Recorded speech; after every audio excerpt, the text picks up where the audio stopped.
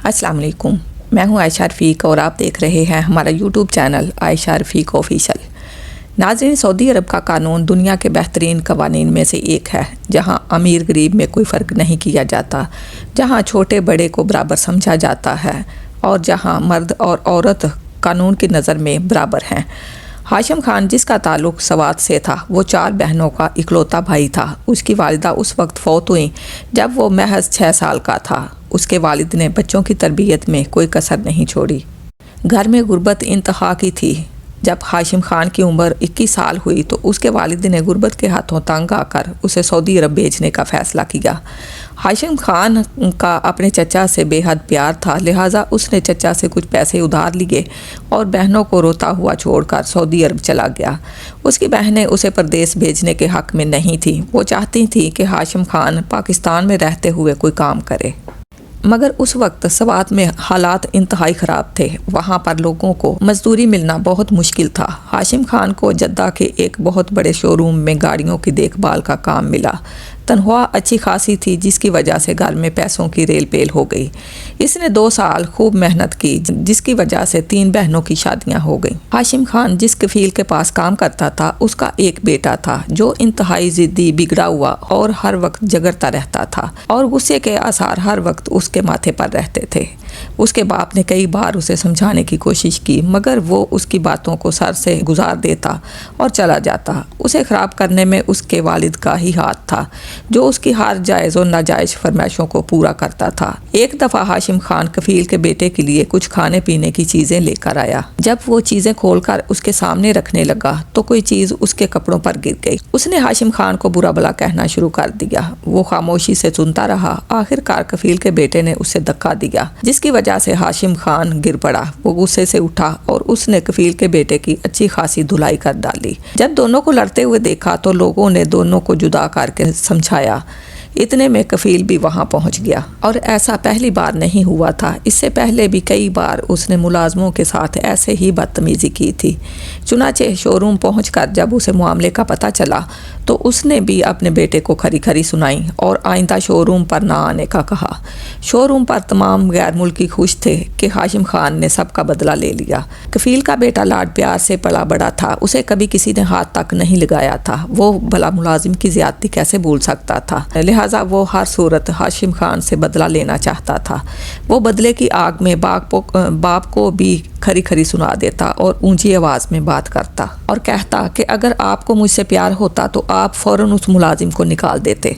उसने आपके बेटे के साथ बदतमीज़ी की है। आपको अपने बेटे का ज़रा बराबर भी ख्याल नहीं। सऊदी कफील ने उसे समझाया कि मेरे बेटे, ये जवानी सब पर आती है, अपने गुस्से को कंट्रोल में रखो, वरना ऐसा ना हो कि कल को तुम्हें पछताना पड़े। वो गरीब आदमी है, गरीब मुलाजिम है, अपनी मेहनत के पैसे कमाता है। तुमने उसके साथ जो कुछ किया, उसने उसका रिएक्शन तो देना था। मेरे बेटे, अपने बाप को किसी इम्तिहान में ना डालना। अपने गुस्से को काबू में रखो। बाप की बातों का बेटे के जहन पर ज़रा बराबर भी असर ना हुआ। चुनाचे वो वहाँ से उठकर चला गया। इस वाक़े को 15 दिन गुजर चुके थे। सब लोग झगड़े वाली बात को भूल चुके थे कि एक दिन कफील का बेटा हाशिम से आकर कहता है कि तुमने मुझे उस दिन हाथ कैसे लगाया, यहाँ से निकलो। उसके साथ ही उसने धक्के देना शुरू कर दिए। हाशिम खान उसे समझाता रहा, उसे प्यार से बात करता रहा, मगर कफील का बेटा आपे से बाहर हो गया। हाशिम खान भी एक पठान का बेटा था। उसने कहा, मैं तुम्हारे बाप का मुलाजिम हूँ, अगर वो कहेगा तो मैं यहाँ से चला जाऊँगा। कफील के बेटे ने हाशिम खान के चेहरे पर एक लगाई, जिसकी वजह से वो अपने होश खो बैठा। चुनाचे उसने फिर कफील के बेटे को पकड़ लिया। कफील के बेटे के साथ वो कुछ किया कि लोग उसे पकड़ते रहे, मगर वो किसी के हाथ ना आया। कफील का बेटा दफ्तर से एक पिस्तौल लेकर आया। चुनाचे उसने आते ही 3 फायर किए, जिसकी वजह से हाशिम खान मौके पर ही जाँ बहक हो गया। हाशिम खान की हालत देखकर हर कोई सख्ते में आ गया।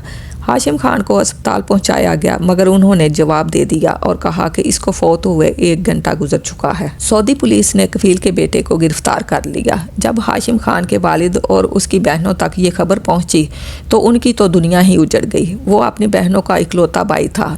اس کی بہنیں اس پر دل و جان نچھاور کرتی تھیں۔ وہ اپنی بہنوں کو کفیل کے بیٹے کے ساتھ ہونے والے جھگڑے کے بارے میں بتاتا تو اس کی بہنیں اسے سمجھاتی کہ آپ کو کسی جھگڑے میں پڑنے کی ضرورت نہیں، آپ کسی جھگڑے میں نہ پڑنا بلکہ آپ دل لگا کر کام کرنا، جلد سے جلد پاکستان واپس آ کر اپنا کوئی کاروبار شروع کر لینا۔ مگر ہاشم کے وفات کی خبر نے انہیں ہلا کر رکھ دیا۔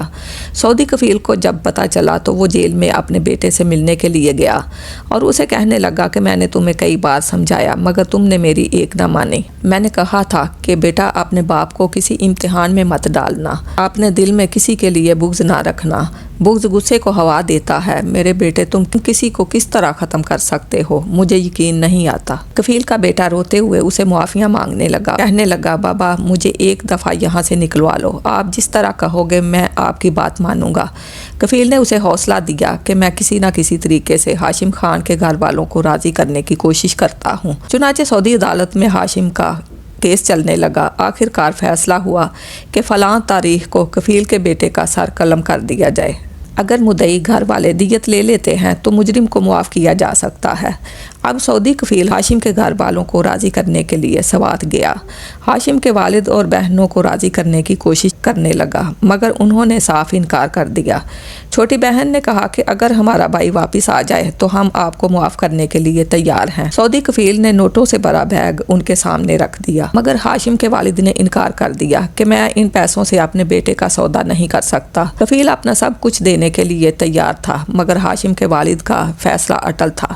اس طرح 15 دن گزر گئے۔ سعودی قانون کے مطابق ورثاء کے سامنے قصاص کا معاملہ ہوتا ہے۔ چنانچہ مقررہ دن کو ہاشم کا والد بھی اس جگہ پر کھڑا تھا جہاں سعودی کفیل کے بیٹے کا سر قلم کیا جانا تھا۔ یہ جدہ کی مین سڑک تھی جہاں پر بے پناہ ہجوم تھا۔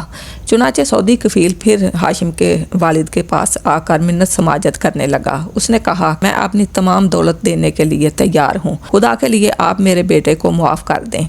اس نے ہاشم خان کے والد کے پاؤں پکڑ لیے مگر وہ کسی بھی صورت اپنے بیٹے کے قاتل کو معاف کرنے کے لیے تیار نہیں تھے۔ آخرکار وہ لمحہ بھی آ گیا جب سعودی کفیل کے بیٹے کو میدان میں لا کر اس کی آنکھوں پر کالا کپڑا پہنایا گیا۔ ہر طرف خاموشی کا عالم تھا۔ سعودی کفیل کی جان پر بنی ہوئی تھی۔ وہ اپنے سر پر مٹی ڈالتا، پٹھان سے معافی کی درخواست کرتا مگر آگے سے انکار کا سامنا کرنا پڑتا۔ جدہ کے امیر سعودی ہاشم خان کے والد کے پاس آئے، اس کے سامنے خالی چیک رکھ دیے کہ جتنے چاہے پیسے لے لو، ہم دینے کے لیے تیار ہیں، آپ کی جو ڈیمانڈ ہے ہم پوری کر دیتے ہیں۔ مگر ہاشم کے والد نہیں مانے۔ آخر کار سعودی کفیل بے بس ہو کر گر پڑا۔ اس کی آنکھوں کے سامنے اس کے بیٹے کا سر قلم کر دیا گیا۔ ہر طرف خاموشی چھا گئی۔ سعودی کفیل کی آنکھیں آنسوؤں سے بھر آئیں۔ جس طرح ہاشم خان اپنے والد کا اکلوتا بیٹا تھا، اس طرح سعودی کفیل کا بیٹا بھی اکلوتا تھا۔ آخر کار انصاف کا بول بالا ہوا۔ کسی بھی ملک کی ترقی میں عدل و انصاف اہم کردار ادا کرتا ہے۔ جس جگہ جتنی جلدی انصاف ہوگا وہ ملک اس قدر زیادہ جلدی ترقی کرے گا۔